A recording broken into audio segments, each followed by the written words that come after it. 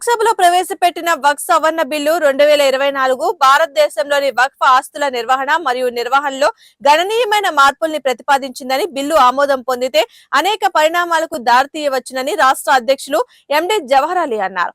వక్ఫ్ ఆస్తులు మరియు వివాదాలపై జిల్లా కలెక్టర్ తో సహా రాష్ట్ర అధికారులు ఈ మార్పు బ్యూరోక్రాటిక్ ఓవర్ రీచ్ కు దారితీయవచ్చునని, ఇది చట్టపరమైన సవాళ్లను కలిగిస్తుందని అన్నారు. ఇది మరింత వైవిధ్యమైన ప్రాతినిధ్యానికి దారితీస్తుందని, కానీ వక్ఫ్ ఆస్తులపై ముస్లిం సమాజం యొక్క స్వయం ప్రతిపత్తిని బలహీనపరిచే సంభావ్యత్వం గురించి ఆందోళనలు కూడా పెంచుతుందన్నారు. ఈ బిల్లు మైనార్టీల రాజ్యాంగ హక్కుల్ని ప్రత్యేకించి ఆర్టికల్ 14, 25, 26 మరియు 29 కింద మతపరమైన స్వేచ్ఛను ఉల్లంఘిస్తుందని విమర్శకులు వాదిస్తున్నారన్నారు. అనేక రకాలుగా దోచుకుంటున్న వాళ్ళు చాలామంది ఇంచుమించు 60% ఆస్తులు కబ్జాలోనే ఉన్నాయి.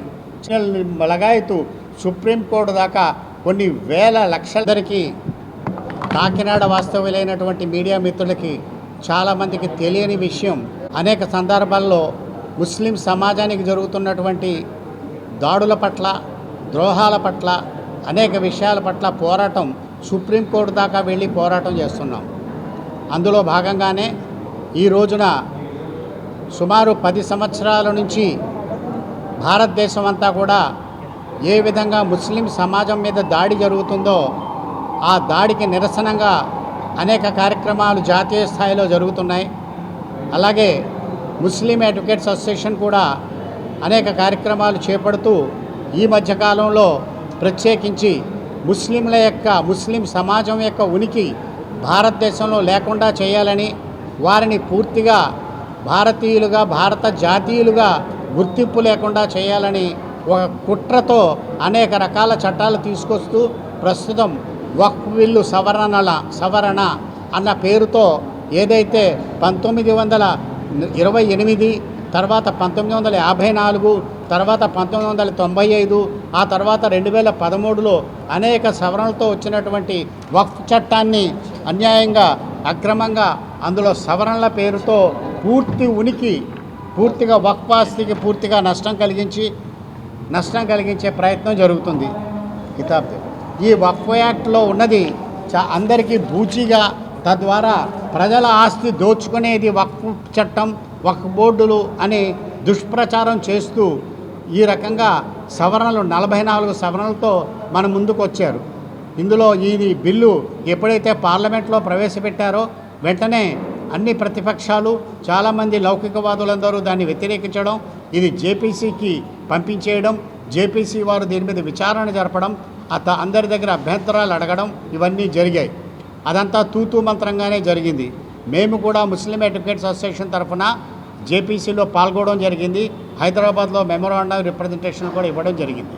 కానీ ఏది ఏమైనప్పటికీ, ఎన్ని అభ్యంతరాలు చెప్పినప్పటికీ అసలైన స్టేక్ హోల్డర్స్ యొక్క ఎవరైతే అభ్యంతరాలు ఉన్నాయో వాటిని ఏమాత్రం ఖాతరు చేయకుండా దారుణంగా, అన్యాయంగా ఈ బిల్లుని చట్టం రూపంలో తీసుకురావడానికి రేపు పార్లమెంటులో 10వ తారీఖున టేబుల్ చేయడానికి ప్రయత్నం చేస్తున్నారు కేంద్ర ప్రభుత్వం వారు.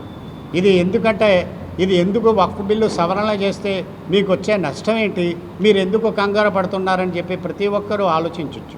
ఇక్కడ ఏంటంటే వక్ఫ్ చట్టం అన్నది, వక్ఫ్ బోర్డులు అన్నవి ఇప్పటివి కాదు, బ్రిటిష్ కాలం నుంచి ఉన్నవి. ఇవి ఏమిటంటే కేవలం అల్లాహ్ పేరుతో ఎవరైతే తమ ఆస్తుల్ని ముస్లిం సమాజం కోసం ఇస్తారో ఆ ఆస్తులకు పరిరక్షణ కల్పించడానికి బ్రిటిష్ వారి సమయం నుంచి అప్పటి నుంచి కూడా అనేక చట్టాలు చేస్తూ ఆ ఆస్తుల పరిరక్షణ కోసమే వక్ఫ్ చట్టం వచ్చింది. తద్వారా ఈ చట్టం ద్వారా, ఈ వక్ఫ్ యాక్ట్ ద్వారా ఎవరి ఆస్తులు కాజేసే చట్టం కాదు ఇది. ఇది కేవలం ఏవైతే ఆస్తులు భారతదేశంలో వక్ఫ్కి సంబంధించి అల్లాహ్ పేరు మీద ఎవరైతే పెద్దలు ఇచ్చారో ఆ ఆస్తుల్ని పరిరక్షించుకోవడానికి మాత్రమే ఈ చట్టాలు ఉన్నాయి. ఈ చట్టంలో అతి ముఖ్యమైనటువంటి విషయాలను పూర్తిగా మార్చివేసి ముస్లిం సమాజానికి ద్రోహం చేయాలనే దురుద్దేశంతో బిల్లు రూపంలో 44 సవరణలతో ముందుకొచ్చారు. ఇందులో ఒక విషయం మీకు చెప్తాను. చాలా ప్రధానంగా ఈ చట్టం రావడం వల్ల ఎందుకింత అలజడి జరుగుతుంది, ఎందుకింత ఆందోళన కలుగుతుంది అన్న విషయం మీద మీకు చిన్న ఉదాహరణ మీరందరూ గమనిస్తే, వక్ఫ్ బై యూజర్ అంటే వాడుక స్వభావాన్ని బట్టి అది గుడా, అది బడా, అది మసీదా, అది శ్మశానమా, అది దర్గా అన్నది నిర్ణయం జరుగుతుంది. ఎందుకంటే మన భారతదేశంలో అనేక వందల